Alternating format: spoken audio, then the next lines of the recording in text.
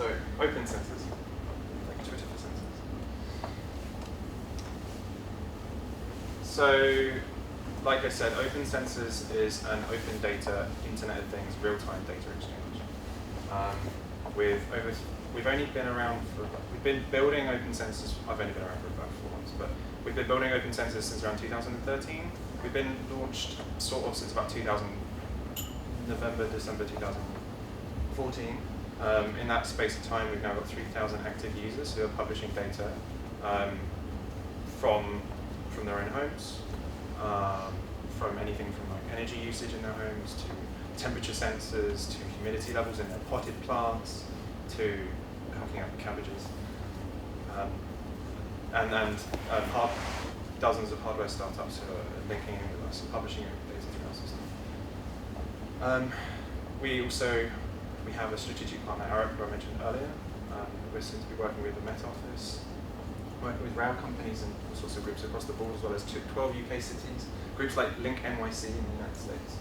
And together, we're building a connected world that puts people first, because at its heart, open data on the one hand works with enterprise and offers our really awesome data broker to enterprise, and they're able to funnel all of the thousands of sensors that are in a smart building or homes across an entire city into this data broker, and it's easily manipulated. It's able to easily process that data and send it to the right places, and add layers of machine learning. I don't know, like there's a sense on the outside of an office building in somewhere that's really polluted, I'm guessing not Edinburgh. And when there's high pollution, this is something someone's working on. When there's high pollution, the window's shut, air conditioning comes on. Basic levels of yeah, so, and on the other side, rather than the enterprise side, this is where I come in, so I'm the community manager of OpenSensors. Is anyone who wants to, anyone from a business to a hardware startup, to an individual in his house, a community science group, all sorts of people, like we're working with Air Quality Egg. If anyone's familiar with Patcher Bay from back in the old days now, Usman Haq, which became Zively, which is now the other guy in the room, and some others. Oh yeah, so anyone who wants to publish any sort of Internet of Things data, hook up their sensors, publish data to the Internet of Things, can do so absolutely no cost for free. They can build organizations, build community hubs throughout this at absolutely no cost, because we're based at the Open Data Institute, and that is completely subsidized by our work with enterprises. So yeah, what is open data? Open data is data that is made available by organizations and is published, is free for anyone to access, share, and use. All of our data is accessible via, is published through an ODC, Open Database License, which is, I think, granted by the Open Data Institute, or which we're a startup for the last 6 months. Open data, importantly now more than ever, is the foundation of thriving businesses, such as CityMapper, which simply cannot be ignored. Last week, 2 weeks ago, the Europa's Award in London, they won all the awards. They're getting investment from all over the place, and they're, I think, the #2 app besides Google Maps for people. And they do this. They do this by taking real-time open data through through Transport API, who curate the data, which is raw data taken from Transport for London, and they pipe it through, and then they add on OpenStreetMaps and Google Mapping and CycleStreetMaps and a few other, all these different data sources, and they group it all together. They aggregate it, make it look nice, and then you have it on your app.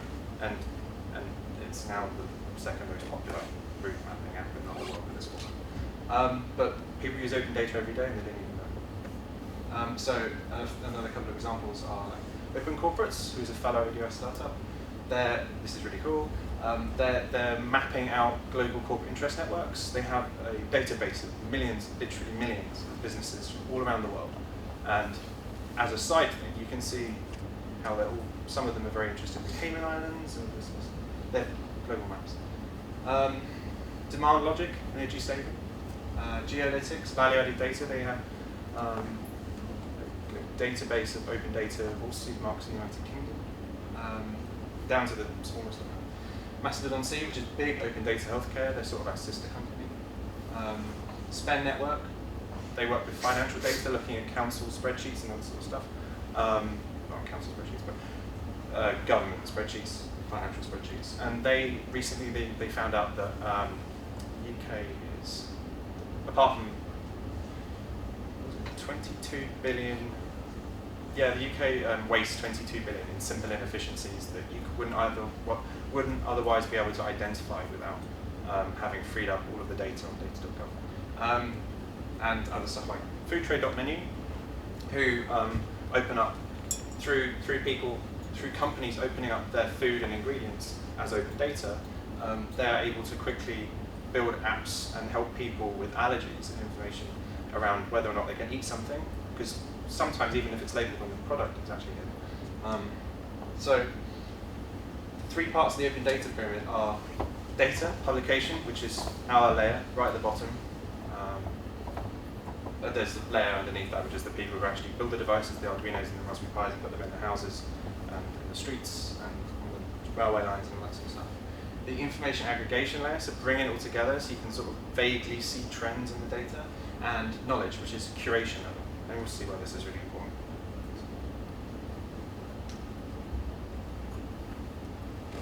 So a really good example of how open data is literally just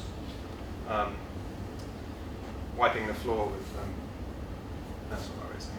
It's changing business behavior, is landmark.co.uk. So you can go on the, what's it called? internetarchive.org, and you can type in landmark.co.uk. You can see it as it is now. At the moment, they used to be a data gatekeeper, collecting and reselling data for a price. So they were the data silo. And now, because their sources that they once held are published as open data, anyone can access it. So now they've gone up the pyramid. They've gone from the data information layer to the knowledge layer. So now they curate the data into high quality presentations, so it's like a value added, which is what we expect people to use OpenSensors for. So the reason why Yodit and Malcolm, who are the co-founders of OpenSensors, the reason Yodit founded the company, apart from just wanting to build an IoT company in the first place, the reason she looked to open data was simply because I think her daughter suffers from asthma. So she put a pollution sensor in her home, and she felt, she looked at the data and she realized that she can do anything with it on its own. I mean, okay, I can see that my house is a little bit polluted, but what does it mean about the rest of her life as she goes to school, this all this other stuff?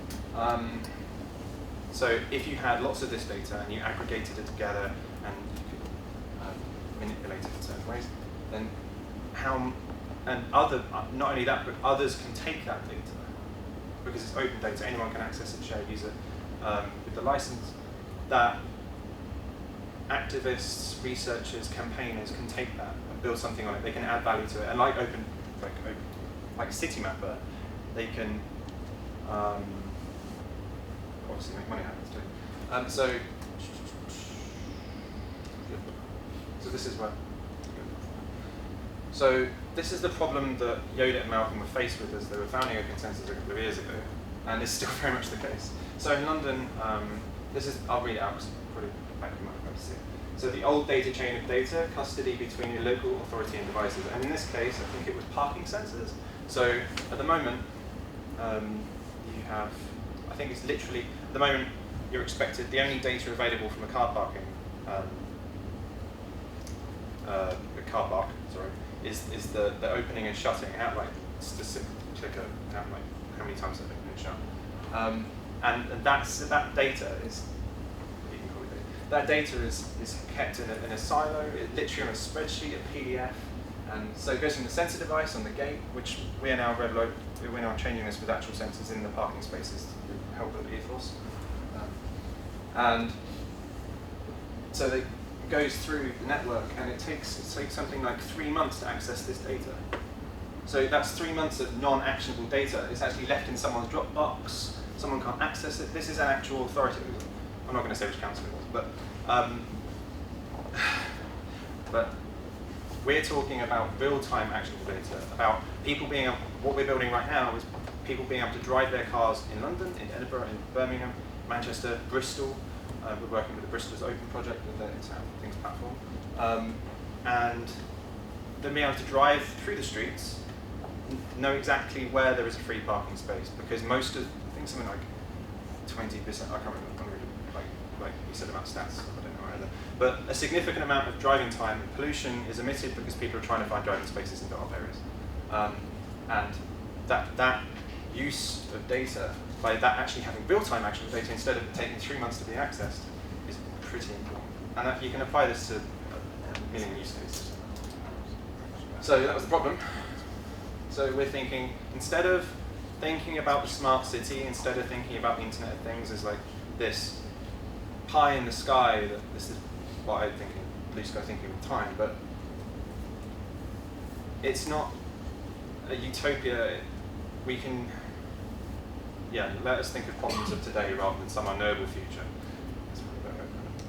So smart cities reality versus smart cities marketing. So the reality is that parking data taking 3 months to access. The marketing, like many large IoT providers will show you, is sparkly cities, green ecosystems, and all this stuff. But it takes a lot of time to get to that. And of course, who will control that? Is it going to be IBM, like their Brazilian Smart Cities project, which is a completely top-down cities, but it's top-down Internet of Things traffic management software for a city? Or is it going to be groups of people, community science groups, councils controlling the thing?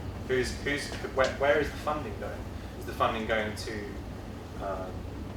going to these corporates? Is it going to startups? Is it going to? It's really interesting stuff. Yeah. So we want to create commons around sense data, essentially. The future city will be open. Device hardware may be proprietary, but the data can't afford to be. Why? So this is a Jawbone and this is a Fitbit, the wearable health monitors. Both of those publish, I suppose you could call it closed data, because you can't, the data from that and the data from that are kept in, they're not, you can't pull it from an API easily, and you can't easily mix and match the data and put it into something like OpenSensors.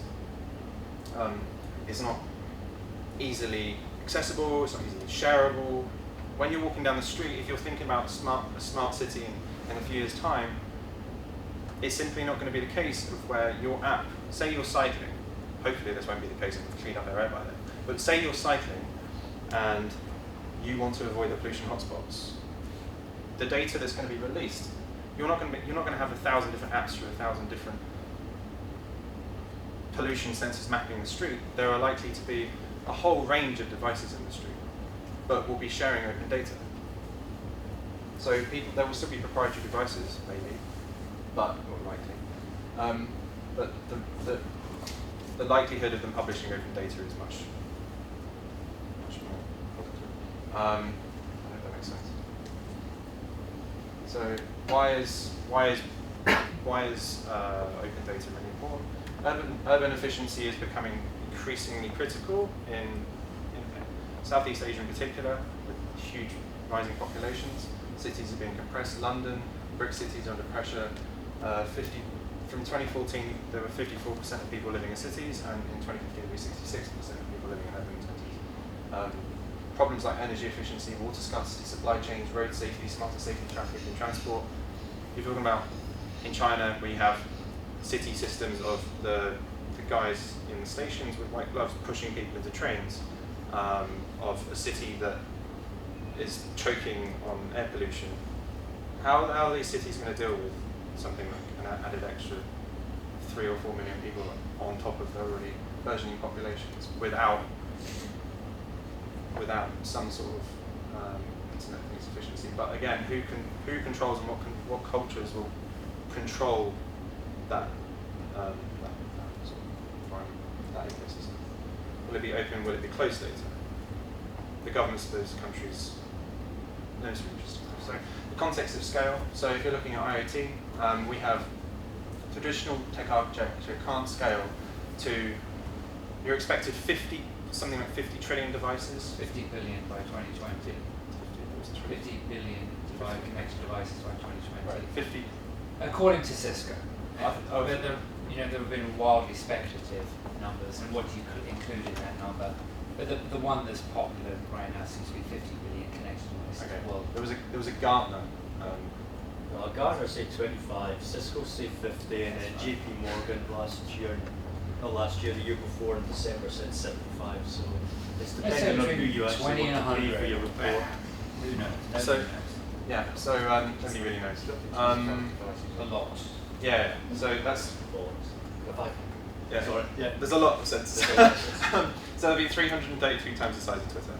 That's because Twitter is seen as sort of the standard benchmark for fast messaging at the moment. It's 333 times the speed of that. 94 times the size of WhatsApp. And there's, I think, there's right on the next one. Yeah. So how do you scale to something like that? So OpenSensors the idea of that is to make Internet of Things easily accessible. Oh, there you go, 20 billion devices by. Sorry, well, they're wrong. According to Cisco. But isn't it on the global scale? Because they say, okay, 20 billion devices in total, but they all have different domains. And that domain you're talking about air pollution, have like much fewer devices. So I don't think it makes sense to compare to the Twitter scalability and like because you're taking all the devices in the world. Well, no. There's just going to be a lot of devices and a hell of a lot of data. Yeah. That's the takeaway, right? Yeah. What I'm trying to say is that we're 333 times the size of Twitter. Sorry, I didn't make that clear. Anyway, so WhatsApp is fast, really, really fast. Twitter is a little bit slower, and we're really, really, really fast. Okay, so how do you scale from that? So OpenSensors is MQTT based. It's a real-time publish and subscribe model. So we have a buffer. The data goes into the buffer. You publish to the real-time ring buffer, and the data essentially sits there until someone subscribes to it. And you get a fire hose of data that anyone can pull off. So you fire a device, fires at the ring buffer, and you simply write into the API, and it subscribes to it. It's instant, it's quick, and you can get a fire hose of data or pull historical messages. James, sorry, can I just jump in? I believe this is clear. Are you saying that you are today handling 333? No. We at the moment we can handle 11 million packets of data. Right, now give us a reference point that we understand. I mean, how much, if you look at the Twitter fire hose, how many bits of data are they processing per second compared to that? I can show you 100 graph million? from about Is 6 it a billion? Yeah, Is it 50? I just any idea? Anyone in the room? No? There's a guy from Everything called Dominique Guinard, and he had a slide from about 6 months ago that I vaguely took that from, which is where that's from. And he was comparing his system, which is, I think also especially for Internet is data proven, and he was comparing the expected size of the Internet there. What we're trying to say is that we can cope with the Internet of Things level. But you've got several thousand messages being published. So at the moment we've hooked up like London Air Quality Network. They publish once an hour with 120 monitoring sites. Each one of those has 5 sensors. That's 520 messages. That's like 600,000 messages an hour or something like that. So you've got access to a shitload of farms, server farms out there somewhere that can process a ton of data. Yeah. So that's just not going to be a limiting factor. Yeah, essentially that's what I'm trying to say. Sorry, I did this on the train. But so how do you scale this? So real-time publish and subscribe, decentralized nodes, open and private, accessible, highly scalable. You can search for data, device level security, flows. So I'll explain this in a second. But what I was trying to say was, so some 11 million is fast. Yeah, so when you're connecting things, you can easily create apps. You can manage all your devices in one place. You can connect to any device or completely hardware agnostic. You can analyze the data. discover data through search, subscribe to feeds very easily through the API, filter signal from noise, trusted data provenance. So with OpenSensors, the difference between our MQTT broker and other MQTT brokers is the sense that MQTT is a protocol for internet things similar to HTTP, which is sort of a slightly more bulky. What does it stand for? You know? MQTT, Message Queue Telemetry Transport. HTTP is just the basis of the web. So HTTP is a very bulky protocol. MQTT is specifically created for low energy, low latency devices, more usage. Like I think the initial rollout of MQTT was for satellites in around 1997, and they were really low powered. You needed something, yeah. So that's why I use them with sensors, because it makes a lot more sense, because the sensor can only every extra character that it has to publish once every few seconds is battery time. So essentially, it's Jabber for other things, because Jabber is a very lightweight protocol. Yeah. And it's compatible with Sigfox, Weightless, and all those other low power wide area network protocols. They are radio. Anyway, yes, and HTTP is a larger one in co-op is very similar to MQTT. So the difference between our MQTT and other MQTT brokers is that we make it more secure in that, think in a similar sort of blockchain sense. Think of a topic path. So MQTT uses topics. You get a device and you publish to a topic, and the topic has a specific path, which is opens the broker / users / your name, and then everything else follows under that. Whatever you publish to follows under that name. I'll show you in a second. So who's following this? Who's technical on the road? Yeah, who Raise your hand. That makes sense. So you can only publish to stuff that's under your username. So you're using the topic, so you're persisting the topic, or is it something you're using the open source? Apache's, right? Apache's ActiveMQ is using that topic and the broadcasting way. So if you use a Microsoft, like, or if you use the service bus, which has been used for the real open stuff, so that make it more scalable. So I built the same application on this, the real common stuff, which is this right now on this mobile, and I have used the single technology. Maybe I should take that offline, maybe afterwards. Yeah, that's fine. I think we're a little bit short of time. Sorry. Yeah. So subscribers can see the day-to-day one.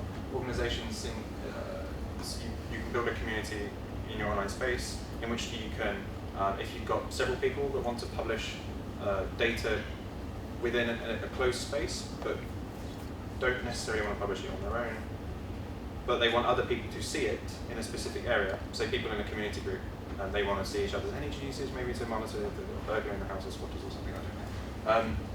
That they can open up to an individual group, or in the case of Equality Aid or London Equality Network or any number of hardware startups, they can manage all the devices. Is it fully real time? Yes. All the data is real time. You can access a streaming API. There's a number of APIs, but there's a streaming API, so you can pull your data in real time. It just or a historical messaging API where it pulls a chunk of all the data, and you can query it to specific time periods in the system. How much historical data does it store? As a default, it's something like 6 months. If you want to store for longer, it's just listen, just ask us. Really, we haven't been running it for 6 months, but basically infinitely. Are those APIs free of charge? Yes, everything's free of charge. If you're publishing open data, it's free of charge. When I say infinitely, it's more a case of if you publish like the air quality aid, publish 5 data points every second or something, every 2 seconds, every 1.5 seconds. That's a lot of data from thousands of. So we're not. There's a server charge. They are still publishing open data because there's such huge amounts. If they're storing for longer than 6 months, it's just a small server charge. Do you handle like data normalization in any way? Like I might store postcodes, you might do map long. Yes. So there's no problem. Yeah, because you can store PDF files and stuff in there. Really. Yeah, but there's if I store a postcode and you store a lat long, they're the same thing. They're different superficially. Yeah. But to be able to join data producers and data consumers together, you need to have some kind of standardization. Yes, sorry. Okay, that's something we're working on at the moment over the next month. I can't remember exactly what we called it.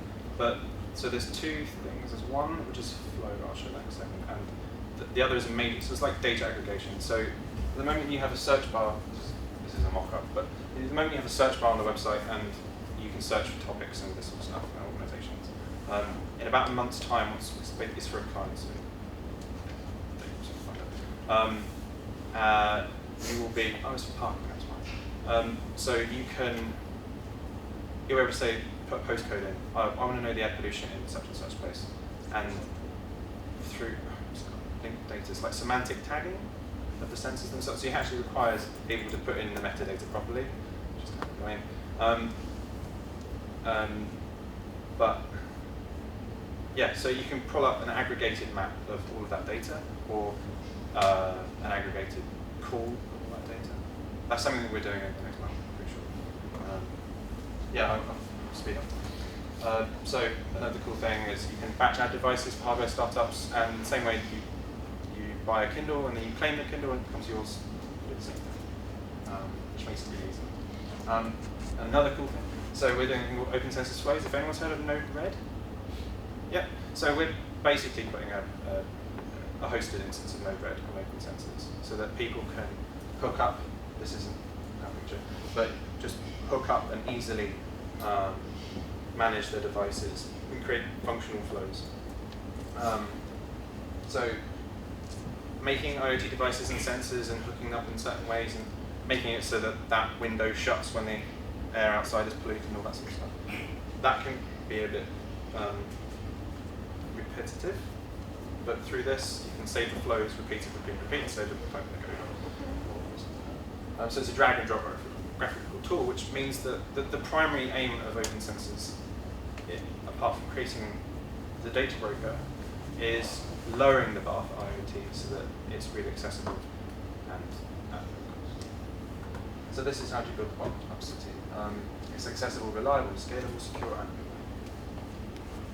and sorry about the screw up with the numbers, but thanks.